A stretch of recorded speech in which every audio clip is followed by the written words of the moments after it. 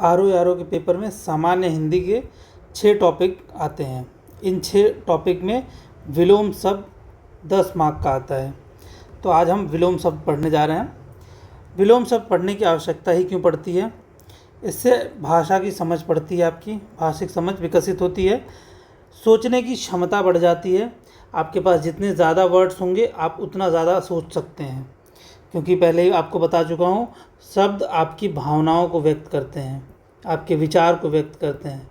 तो जितने ज़्यादा शब्द आपके पास, आप उतने ज़्यादा भावनाओं को समझ सकते हैं और बता सकते हैं, उतने ज़्यादा विचार समझ सकते हैं और बता सकते हैं। सही संप्रेषण, सही तरीके से अपनी बात को दूसरे को पहुंचा सकते हैं, कम्युनिकेट कर सकते हैं, और साथ में भाषा की समझ आपकी बढ़ जाती है अगर आपको ज़्यादा से ज़्यादा विलोम शब्द पता हों।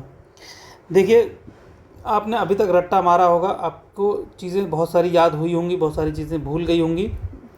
मेमोराइज़ करने की टेक्निक्स जो मैं आपको बताने जा रहा हूँ, ये बहुत लंबे समय तक आपके दिमाग में डेटा को स्टोर करके रखती हैं।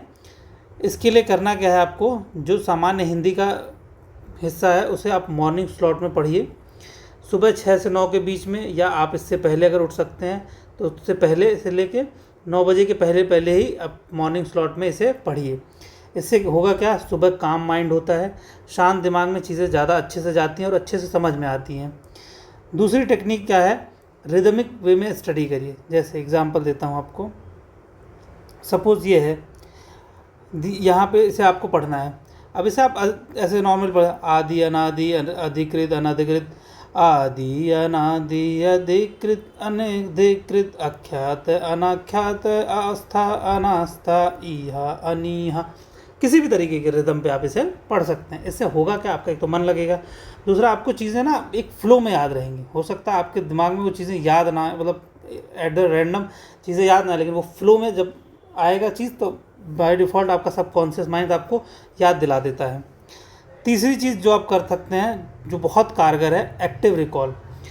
एक्टिव रिकॉल का मतलब क्या है, आप अपने आप को खुद टेस्ट करिए और आपने जो पढ़ा है उसे एक्टिवली रिकॉल करिए। इसके लिए भी बताता हूँ आपको कैसे करना है। देखिए, जैसे आपने सपोज़ ये सारे जो वर्ड्स दिए गए हैं, इन्हें आपने एक बार पढ़ लिया, ठीक है। अब जब इन्हें पढ़ लिया आपने, तो सिंपली ये वाले हिस्से को कॉपी से ढक दीजिए। अब शब्द जितने हैं उन शब्द के आंसर देना शुरू करिए। गोचर का अगोचर, भेद का अभेद, कार्य का अकार्य, ज्ञान अज्ञान, चर अचर, क्षर अक्षर।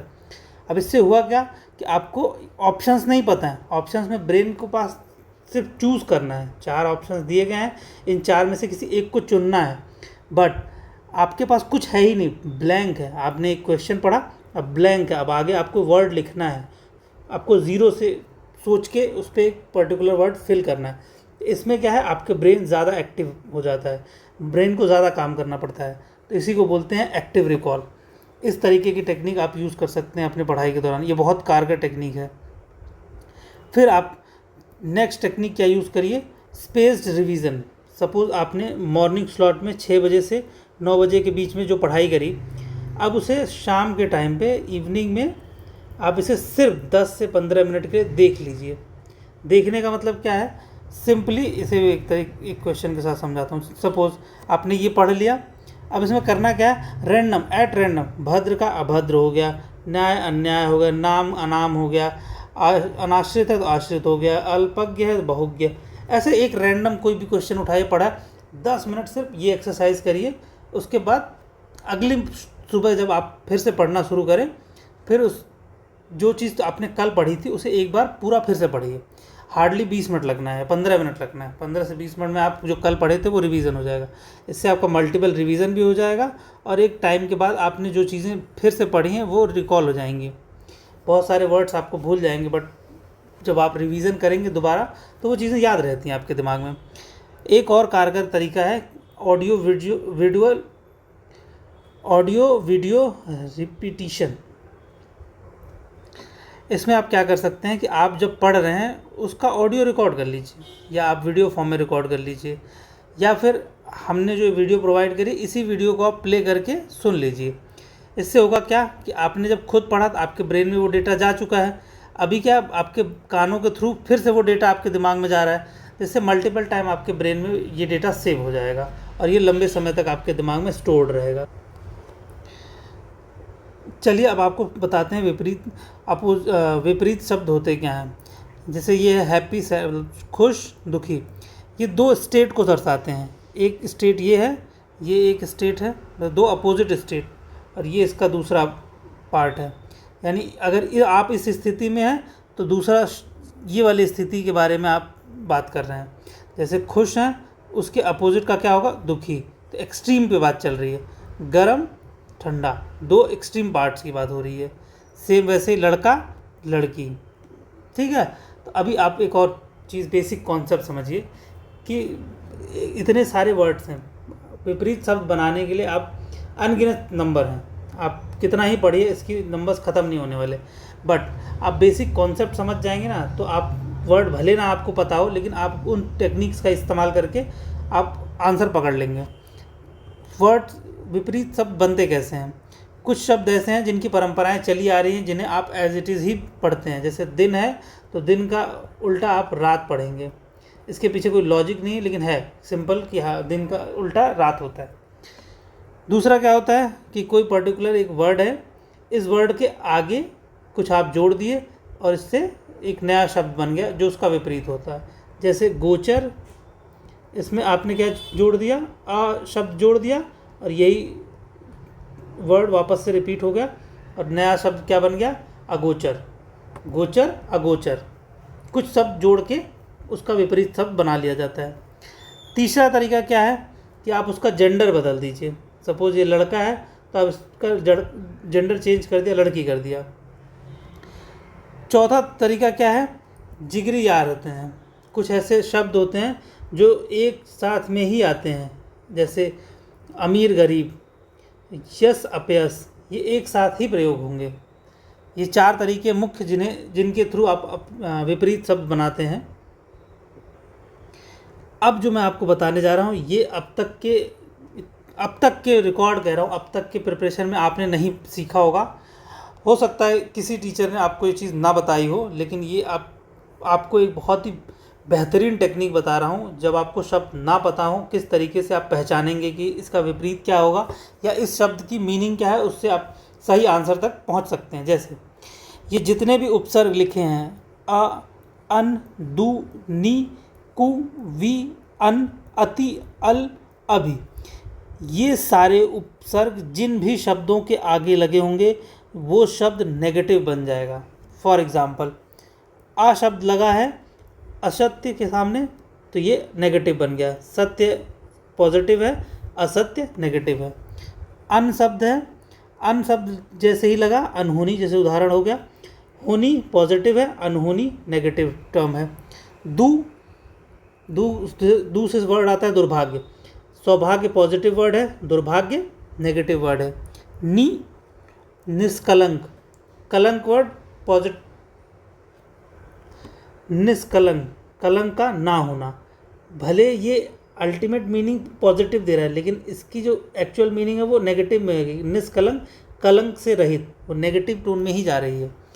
कु का मतलब होता है कु से कुकार्य, सुकार्य पॉजिटिव वर्ड है, कुकार्य नेगेटिव वर्ड।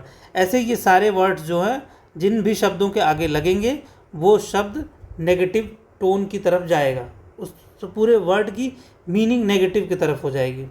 जैसे अभियोग, योग पॉजिटिव है, अभियोग नेगेटिव है। ऐसे ही आपको एक और दूसरे टर्म्स में बता, जिस तरीके से आपने नेगेटिव उपसर्ग के बारे में समझा, वैसे ही पॉजिटिव उपसर्ग भी होते हैं। किसी भी शब्द के आगे सु लगा हो, सी लगा हो, प्र लगा हो, उ लगा हो, स लगा हो, अभी लगा हो, आ लगा हो, निह लगा हो, ये सारे शब्द ये उपसर्ग किसी भी शब्द के साथ आएंगे तो उनको पॉजिटिव में कन्वर्ट कर देंगे। जैसे शु किसी के साथ लगा हो, शुभ, सुख, सुगम, शुभ, सरल। श्री लगा हो, श्रीमान, श्री कृष्ण, आदर सूचक है। प्र लगा हो, प्रगति, प्रभाव। उ वर्ड लगा हो, उत्कर्ष, उत्सव। सा वर्ड लगा है, सहयोग, समृद्धि। अभी लगा है, अभिनंदन, अभ्यास। आ वर्ड लगा है, आशीर्वाद, आगमन। नी वर्ड लगा है, निष्कलंक, निस्वार्थ, ये सारे पॉजिटिव टोन वाले उपसर्ग हैं। ये अगर आपको पता है, ये समझ लीजिए विलोम शब्द का बहुत बड़ा हिस्सा आपको याद हो जाएगा। बहुत सारे वर्ड्स अगर आपको नहीं भी याद हो पा रहे, लेकिन इन बेसिक टेक्निक से आप उन्हें सॉल्व कर सकते हैं।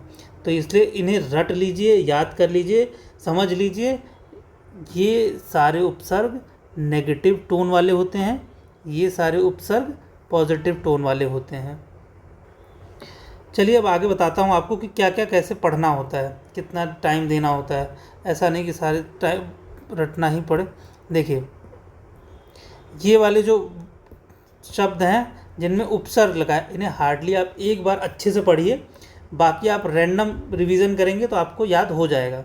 ये उपसर्ग लगा हुआ है, ये उपसर्ग वाला अप प्रति उपसर्ग वाले, वी उपसर्ग का निर उपसर्ग, नी अ सु, इन्हें आप एक बार पढ़िए बस। लिंग परिवर्तन के द्वारा भी इन्हें भी आप से एक बार अच्छे से पढ़िए, दोबारा एक सरसरी निगाह से इन्हें वापस से देख लीजिए, मैक्सिमम वर्ड्स आपको याद हो जाएंगे। जब ऐसे शब्द जो एक साथ आने वाले विपरीत शब्द हैं, इनको 2 बार अच्छे से पढ़िए। पहली बार एकदम ध्यान से पढ़िए, सेकेंड टाइम इनको कॉन्शियसली रिवीजन करिए। इससे होगा क्या, आपके मैक्सिमम वर्ड्स आपके दिमाग में आ जाएंगे। सबसे इम्पोर्टेंट जिनमें आपको सबसे ज़्यादा वक्त देना चाहिए वो होते हैं स्वतंत्र विपरीतार्थक वर्ड। इनमें क्या है कि आपको किसी भी टेक्निक से आप वर्ड बना नहीं सकते, आपको याद करना ही पड़ेगा कि उग्र का विपरीत शब्द होता है सौम्य, अनुज का विपरीत शब्द होता है अग्रज, एडी का विपरीत शब्द है चोटी। ये जो वर्ड है ना विलोम वाले, ये वर्ड आपको याद करने ही पड़ेंगे, तो इसलिए आपको इन्हें थोड़ा ध्यान से रटना पड़ेगा या समझना पड़ेगा। सेम चीज़ प्रचलित विपरीतार्थक शब्द के लिए है, इन्हें भी आपको 2 से 3 बार कम से कम अच्छे से रिवीजन करना चाहिए। ऊनार्थक न्यूनार्थक शब्दों के लिए भी आपको एटलीस्ट 2 बार वक्त देना चाहिए अच्छे से पढ़ने के लिए। कुछ अन्य महत्वपूर्ण शब्द हैं, इन्हें भी आपको एटलीस्ट 2 बार पढ़ना चाहिए। कुछ विशिष्ट तथ्य शब्द हैं, वैसे तो आपको एक बार में हो जाएगा क्योंकि बहुत इजी वर्ड्स हैं, फिर भी आप इन्हें 2 बार अच्छे से अगर पढ़ेंगे तो याद हो जाएगा। ये जो लिस्ट आपको दी गई है, ये करीब करीब 500 से ज़्यादा वर्ड्स इसमें हैं। बहुत सारे वर्ड्स आपको रिपीट भी मिल जाएंगे। कुछ ऐसे शब्द होंगे जिन्हें आप एक याद करेंगे तो दूसरा वर्ड आप अपने आप बना भी सकते हैं। तो ऐसा नहीं कि 500 वर्ड है तो 500 वर्ड ही आपको याद करने, बहुत सारे वर्ड्स की मीनिंग आपको पहले से पता भी है। जैसे भी ये कार्य, अज्ञान, ज्ञान, चर, अक्षर, एक, अनेक, ये बेसिक इधर वाले तो ज़्यादातर आपको वर्ड्स इनमें से पता ही होंगे। तो चलिए इसी के साथ मन लगा के इस PDF को पढ़िए, और ये PDF आपको टेलीग्राम ग्रुप पे ऑलरेडी दे दी गई है। टेलीग्राम ग्रुप को ज्वाइन करिए और इसे पढ़िए और सफल हो जाइए। All the best.